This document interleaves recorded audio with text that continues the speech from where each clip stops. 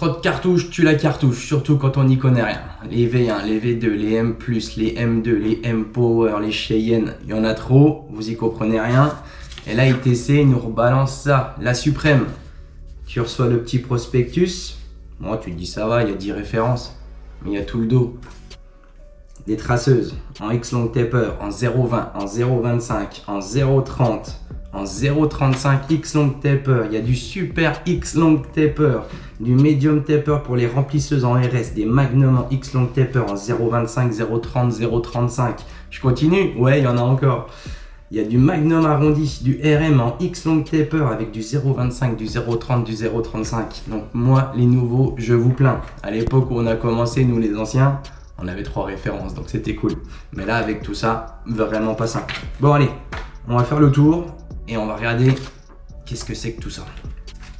Donc là, sur mon bureau, il y a vraiment un gros panel, quoi. On a pris de la Magnum arrondi, de la Magnum à plat, on a pris de la Round Shader, on a pris de la Liner. On a pris des lots de 5, donc là du coup je vais en prendre une de chaque, on va tous les démonter, on va regarder ce qu'il y a dedans, comment elles sont soudées, comment elles sont faites, voir le taux de compression de la membrane et on va faire le tour. Et on va voir les différences qu'il y a avec les anciennes. Ok, du coup là j'ai fait une petite sélection, donc j'ai pris, ce qu'il faut savoir c'est que les rouges c'est tout de la Liner et le petit cul noir, et en fait c'est soit de la Round Shader ou du Magnum. Donc déjà c'est pas mal pour référencer le visuel de ces aiguilles. Forcément les suprêmes on va les comparer vite fait avec celle-là, la M+. Donc là j'ai les mains propres, hein, c'est pour le test, les aiguilles je vais pas m'en servir, donc je peux tout toucher avec les mains comme ça. De toute façon on s'en servira pas. Pour le test je vais tout démonter et ça partira au dasserie après. Donc là j'ai une M+ en 9, en 30.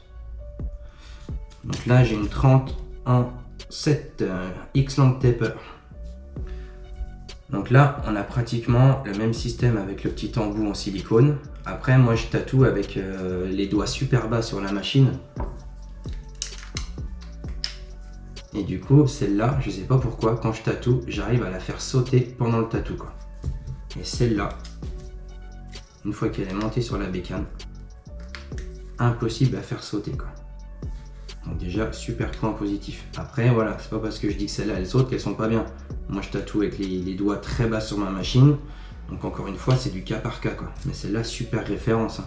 Après, celle que j'avais achetée, vu que ça, j'arrive à le faire sauter, la cartouche, pendant que je tatoue, je l'enlève et puis j'arrive à tatouer avec la cartouche comme ça. Ça revient à une cartouche traditionnelle, comme ça.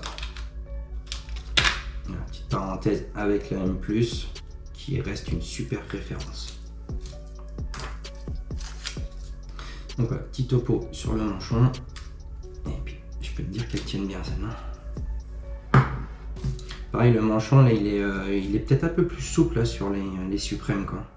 Donc franchement, je n'étais pas fan de ça, mais celle-là, ouais, gros kiff, hein. Gros kiff. Et puis ça fait un petit peu d'amorti pour ceux qui tatouent comme moi avec les doigts bien bas. Ça aide aussi, quoi. Donc ce que je vais faire, je vais tout déballer. Bon, du coup, je me suis fait un gros déballage. J'ai gardé les petites étiquettes devant pour en parler si besoin est. Donc là, j'ai pris le panel de traceuse, Magnum et Round Shader, quoi. Magnum arrondi et Magnum plat, quoi. Dans un premier temps, ce que je vais faire, je vais toutes les regarder à l'œilleton. Donc ouais, les habitudes, quand je regarde à l'œilleton, les aiguilles, normalement, on les utilise pour tatouer. Donc avant que le client arrive, il faut toujours regarder ces aiguilles à l'œilleton. Ça peut arriver qu'il y en a une qui est abîmée, qui est un peu tordue, un peu crochetée. Donc pensez bien à acheter ça. Petit œilleton, ça coûte rien et on regarde toujours ces aiguilles, quoi. Je mets mon masque parce que c'est une habitude, quoi, c'est un rituel. Donc quand on approche les aiguilles comme ça, forcément on va pas approcher une aiguille, en plus en ces temps de Covid, vers sa bouche. Donc on protège et on peut venir regarder son aiguille, quoi. Donc je vais toutes les passer au crible et après on en parle, quoi.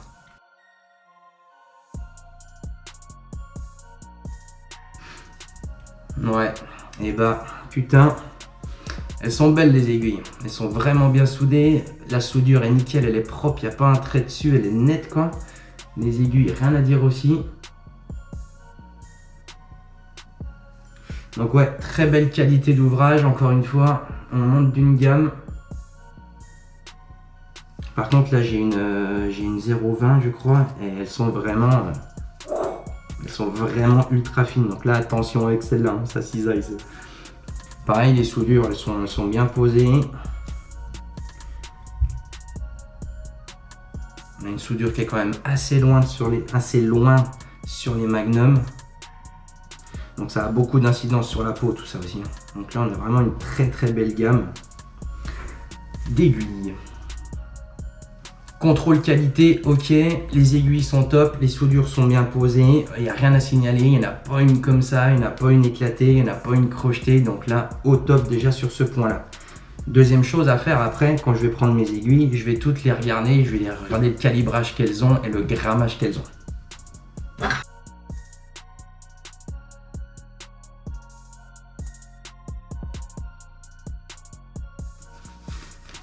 Donc là en moyenne je suis à 250 pour la plupart. Il y en a 2-3 qui sont montés à 280, donc là, au tensiomètre ça varie quand même assez vite. Donc 250-280 grammes quoi. Sur le site ils avaient marqué 200 grammes. Après il faut voir comment ils les prennent, si c'est juste à la sortie de la buse ou comme moi avec une sortie de 2 mm. Mais en attendant ça reste assez souple, beaucoup plus souple qu'une Cheyenne, donc beaucoup plus doux quoi. Donc voilà, deuxième étape, ok. Les petits papiers, on va les laisser là. Donc maintenant, on va tout désosser. Donc c'est une cartouche qui a là une petite encoche en dessous. Et on a des crans au niveau de l'embout de fin de l'aiguille. Donc là, on a un guidage. On a le petit rond et le petit carré. Donc là, on a un bon guidage. Et les aiguilles sont toujours bien droites quoi. Donc ça c'est une bonne innovation, on a un guidage exceptionnel.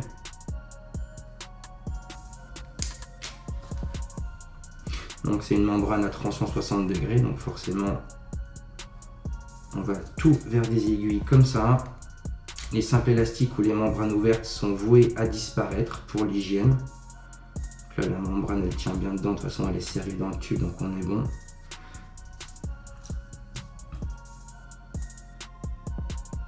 Pareil pour les Magnum, ça tient bien. Le système de guidage est présent aussi. Là on a un bon système d'emboîtement des aiguilles aussi dans le corps de fin de l'aiguille. Franchement c'est une super bonne référence quoi. Après j'ai bossé, ça fait quand même quelques semaines que je les ai aussi, donc j'ai pu travailler avec. Donc même pour les Magnum on a un super bon guidage. Et hop, ça on s'en fout.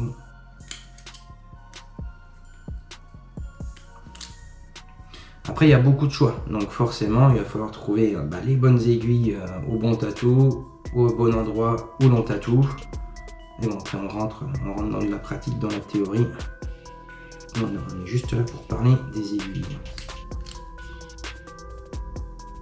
Contrôle sur les RS, pareil, rien à signaler. Donc j'en avais démonté 2-3 avant le test, mais jamais toutes comme ça quoi. Là j'ai vraiment toute la gamme quoi.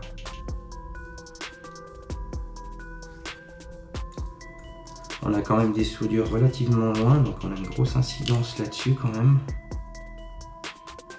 Là c'est vraiment top du top. Hein. J'ai bossé beaucoup avec les Magnum, les arrondis et les Magnum plats. Donc l'écart des aiguilles pareil est vraiment top du top. L'écart entre les aiguilles pareil aussi, très bonnes aiguilles quoi. On a un super bon guidage quoi. Et dans les Magnum, on a même une petite tige en dessous pour bien garder les aiguilles qui raclent au fond, quoi, top du top, quoi. Même la finition des bus sur les embouts, quoi, comme là les Magnum, des fois on a des Magnum, ils sont vraiment bien carrés et les coins ils grattent un peu, quoi. Donc suivant comment tu balayes la peau, du coup avec ceux-là ils sont un petit peu arrondis, ils sont ébavurés. Donc là ça blesse pas la peau, quoi. Donc, il n'y en a aucune qui est... Même les liners ou les ronds de shader qui sont arrondis au bout, il n'y a pas un coin d'accroche, il n'y a rien du tout quoi. Et pareil, ce que j'ai bien aimé sur celle-là, c'est que le tube il est un petit peu plus fin au bout, donc on a une meilleure visibilité des aiguilles quoi. Surtout pour ceux qui bossent avec les aiguilles sorties quoi. Après en termes de bruit, la membrane fait un très bon bruit aussi quoi. Je sais pas si vous vous rappelez, on avait fait un test avec les Vertix. Ils faisaient un bruit de merde, c'est horrible ces aiguilles quoi. Là c'est la petite nomade, là je suis à 9,20, ça fait un peu trop.